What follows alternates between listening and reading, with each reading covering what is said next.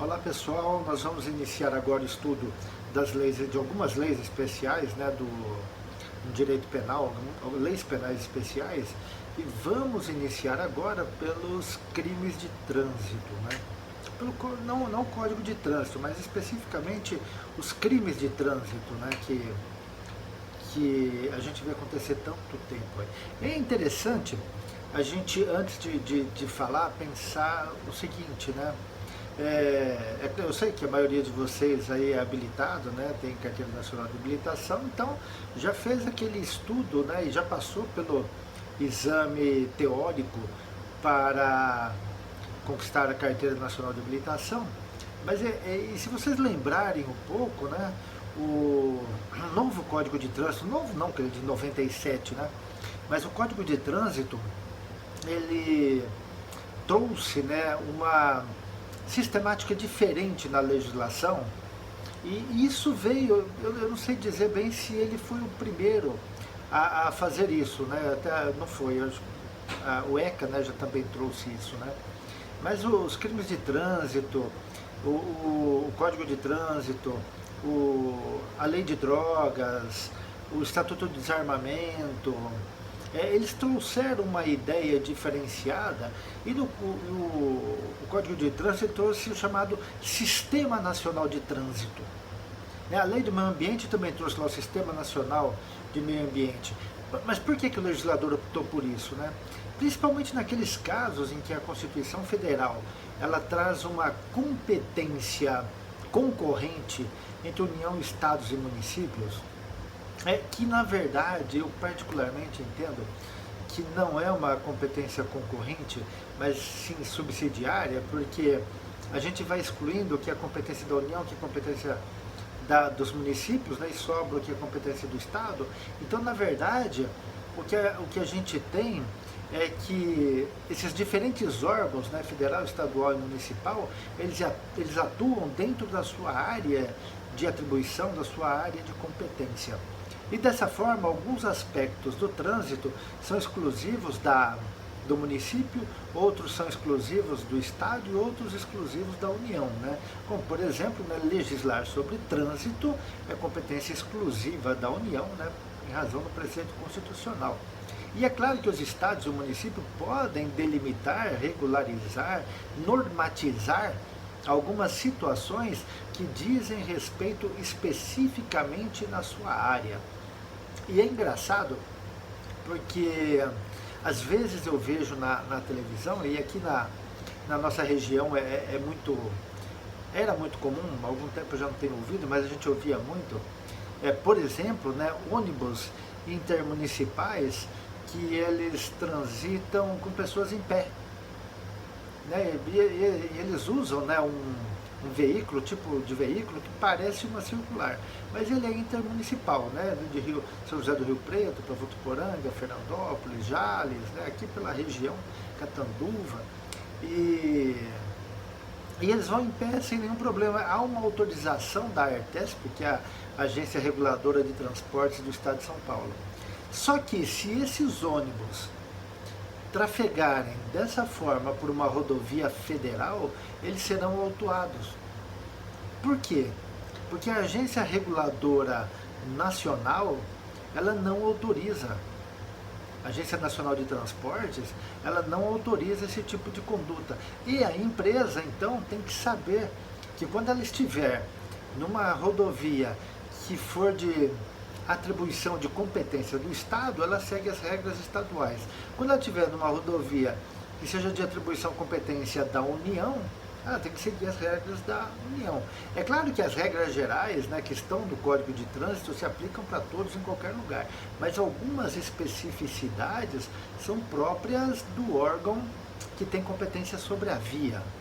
Por exemplo, o Estado não pode determinar no município, né, que rua é contramão, que rua pode estacionar à direita, à esquerda, qual é a via única, qual é a via dupla. Não pode. Por quê? Porque é uma característica própria do município e só o município pode regulamentar sobre isso, né? Então a gente tem uma competência para alguns concorrentes, né, no meu modo de ver, subsidiária, entre os três órgãos da federação. E por isso que às vezes, né, a gente tem alguns problemas aí em relação à interpretação da norma. Mas em relação aos crimes, não há que se discutir. É o que está aqui, né, a competência para legislar acerca de crimes é da União, não só dos crimes, né, mas para normatizar sobre trânsito de forma geral é da União, e sobre os crimes, né, direito penal é da União também. Então a gente tem lá, a partir do artigo 291 e até o artigo 312A, né, a regulamentação acerca dos crimes, do procedimento e das penas dos crimes de trânsito. O legislador, ele utilizou uma técnica diferente, né? Ao mesmo tempo em que ele tipificou os crimes, ele iniciou o capítulo, que é o capítulo 19, tratando das disposições gerais, seja do ponto de vista do processo penal, da persecução crimes, seja do ponto de vista da sanção em relação aos delitos. Então, a primeira coisa, né, que o artigo 291 do Código de Trânsito traz é a questão da subsidiariedade, ou seja, né, aquilo que não estiver previsto no Código de Trânsito se aplica ao Código Penal.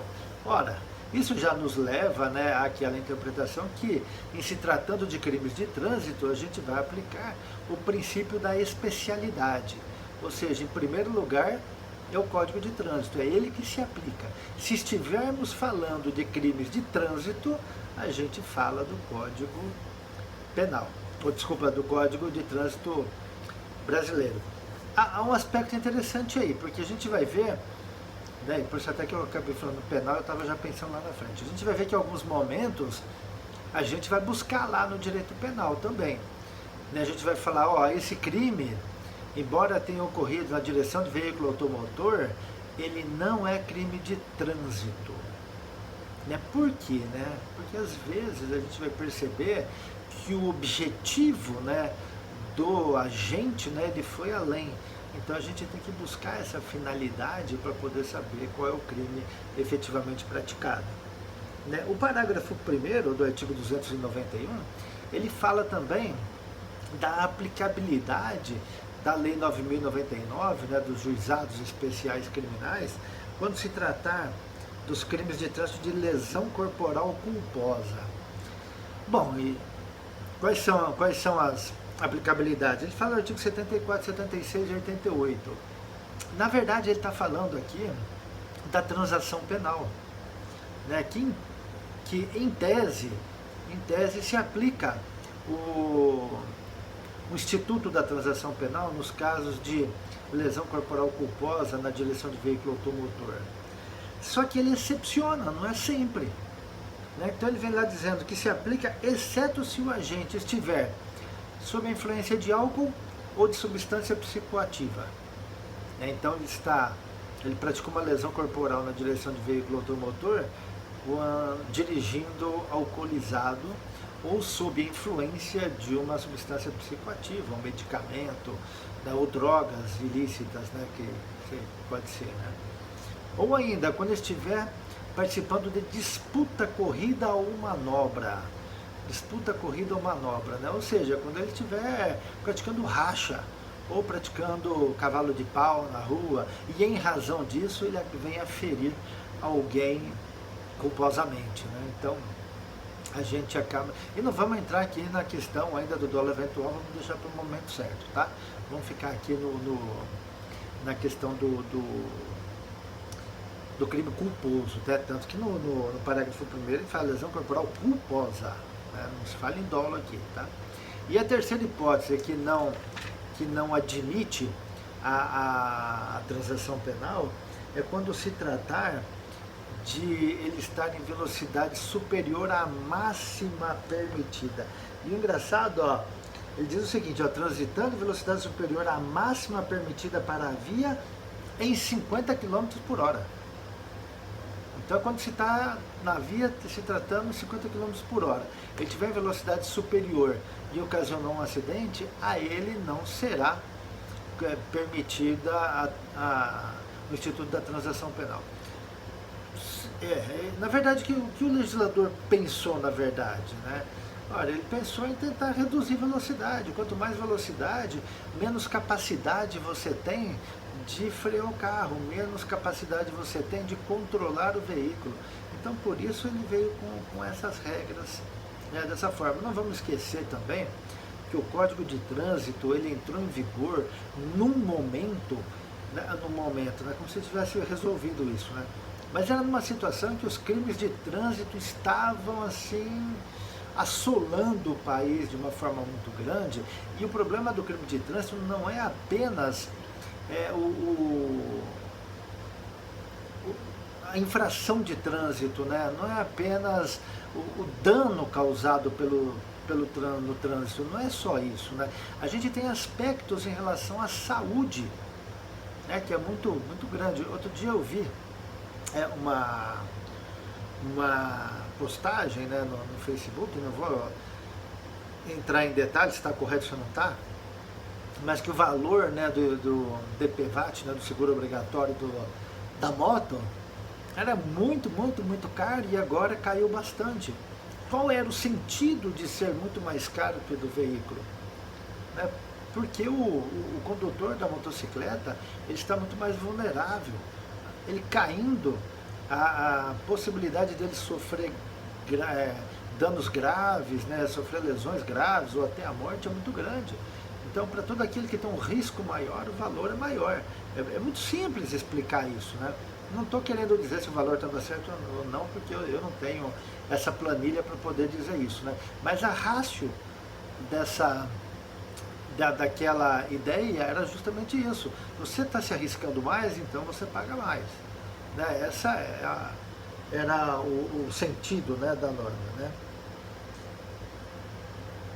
O artigo 292, ele fala que o 292 ele fala da suspensão e da proibição. O 292 e o 293 acabam falando a mesma coisa.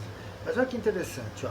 A suspensão ou a proibição de se obter a permissão ou habilitação para dirigir veículo automotor pode ser imposta isolado ou cumulativamente com outras penalidades.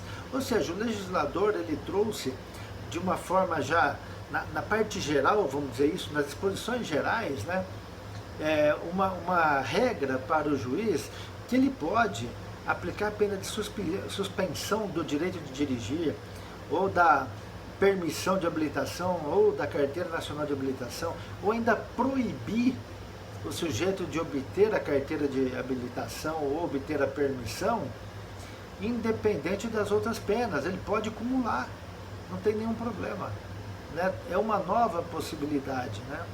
E o artigo 293, ele vem ainda mais. Eu vou chegar no 293, depois a gente dá um intervalinho, né? Ele falando ainda da suspensão, ó. A penalidade de suspensão de proibição de se obter a permissão ou habilitação para dirigir veículo automotor tem duração de 2 meses a 5 anos. Então eu já vim te falando, né, qual é o prazo da penalidade. Não adianta o juiz falar, vou dar 15 dias, eu vou dar um mês. Não, é de 2 meses a 5 anos. Eu entendo que é um prazo já determinado pelo legislador que afronta o princípio da individualização da pena. O juiz tem que analisar isso, é para o juiz ver, não é para o legislador. Mas o que ele pensou? O legislador já não traz a pena mínima, então eu vou trazer também a suspensão mínima, né? Depois ele fala, transitar de julgada a sentença condenatória, o réu será intimado a entregar à autoridade judiciária em 48 horas a permissão ou a habilitação. A penalidade de suspensão ou proibição para dirigir veículo não se inicia enquanto o sentenciado, por efeito da condenação penal, estiver recolhido a estabelecimento prisional. Inicia uma coisa lógica, né? Não tem como, se ele está preso cumprindo a pena, não tem como a gente começar a contar aí o prazo da suspensão ou da proibição de se obter a habilitação, a permissão. A necessidade é que ele esteja em condições de requerer né, e aí ele fica suspenso para não requerer. Ou se ele é habilitado ou tem a permissão, né, se leva em consideração a possibilidade que ele tem de conduzir o veículo. Né? Por isso que, se ele estiver preso, não tem como a gente considerar isso. Né? É uma questão meio lógica, né? Mas o legislador acabou trazendo de uma forma bem clara isso. Né? Uma outra coisa interessante, o artigo 294, ele trouxe a possibilidade da suspensão cautelar, como uma medida cautelar para garantia da ordem pública. O juiz pode já suspender a carteira de habilitação ou a obtenção da permissão ou habilitação. Em qualquer fase da investigação, da ação penal, quer dizer, da investigação, não falou nem do inquérito policial, então pode ser até antes do inquérito, né? Havendo necessidade para a garantia da ordem pública, ou seja, o sujeito na condução de veículo automotor pode continuar a cometer crime. É claro que há necessidade, assim como lá na prisão preventiva, de se demonstrar em concreto essa necessidade, né? Como medida cautelar, de ofício ou a requerimento do Ministério Público, ainda mediante representação da autoridade policial, decretar em decisão motivada a suspensão da permissão. O que fica para a gente discutir aqui é o de ofício, né? Já que o novo CPP hoje, ele vem dizendo que o juiz, que o sistema é acusatório.